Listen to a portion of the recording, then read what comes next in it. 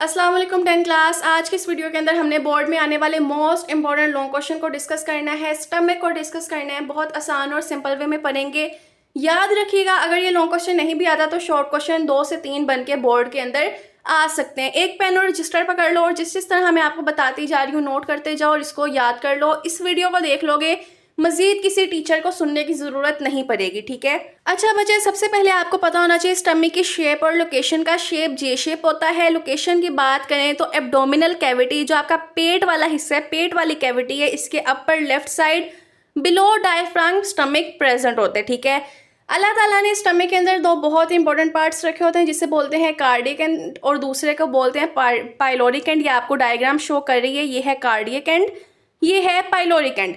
Cardiac and होते हैं हमारे पास बिटवीन एसोफेगस के और स्टमक के। पाइलोरिक एंड होता है स्टमक और स्मॉल इंटेस्टाइन के बिटवीन, ठीक है। ये कार्डियक स्फिंक्टर कहलाता है, ये पाइलोरिक स्फिंक्टर कहलाता है। इसके फंक्शंस की बात करें तो देखो, ये प्रिवेंट करती है, बचाती है, रोक के रखती है फूड को कि कहीं वो दोबारा एसोफेगस की तरफ ऊपर ना चला जाए।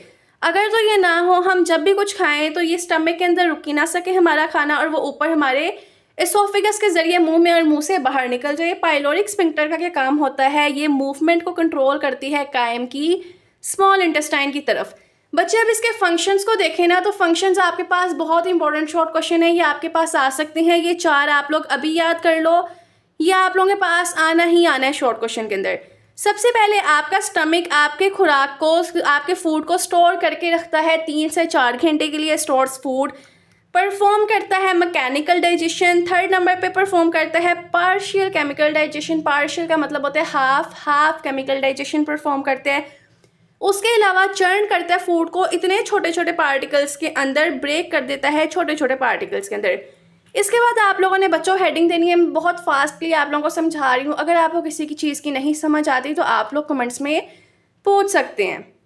इसके बाद अगर लॉन्ग क्वेश्चन आता है तो उसकी हेडिंग आपने देनी है गैस्ट्रिक ग्लैंड्स। गैस्ट्रिक ग्लैंड बच्चे स्टमक की इनर वॉल के अंदर प्रेजेंट होते हैं। गैस्ट्रिक ग्लैंड सिक्रिएट करता है गैस्ट्रिक जूस। गैस्ट्रिक जूस के अंदर ये 4 चीज़ें होती हैं, ये आपके पास MCQs में भी आ सकती हैं। सबसे पहले HCl हाइड्रोक्लोरिक एसिड। बच्चे HCl एक एसिड है जो आपके हार्मफुल बैक्टीरिया को किल करता है, मार देता है और पेप्सिनोजन को पेप्सिन के अंदर कन्वर्ट करता है।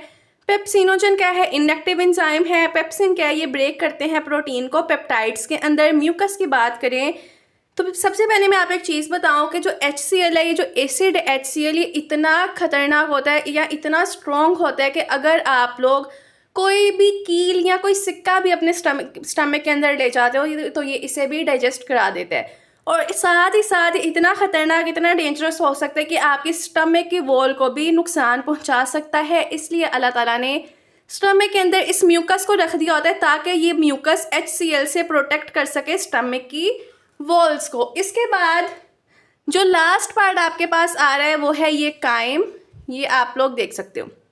अच्छा, आप लोगों को मैंने बताया था कि स्टमक के अंदर खाना रहता है 3 से 4 घंटे के अंदर। ये फूड मिक्स होता है गैस्ट्रिक जूस के साथ और बना देता है एक सेमी लिक्विड सूप जैसा मिक्सचर जिसको बोलते हैं कायम। बच्चों, जब आप लोग कोई भी रोटी का नवाला लेके जाते हो मुंह के अंदर, उसको चुबाते रहते हो और वो थूक के साथ मिलके एक गोल सा आपके पास मिक्सचर बन जाता है जिसको बोल देते हैं बोलस।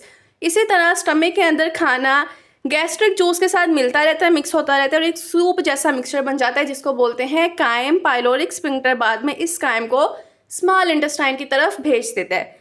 ये मैंने आप लोगों की डायग्राम बनाई हुई है, इसको एज इट इज़ आप लोगों ने ऐसे ही बना लेना है। उसके अलावा एक कॉन्टैक्ट नंबर है, किसी चीज़ से आप लोगों ने पूछना है, ऑनलाइन क्लासेस लेनी है, नोट्स लेने हैं, तो इस पर आप लोग कॉन्टैक्ट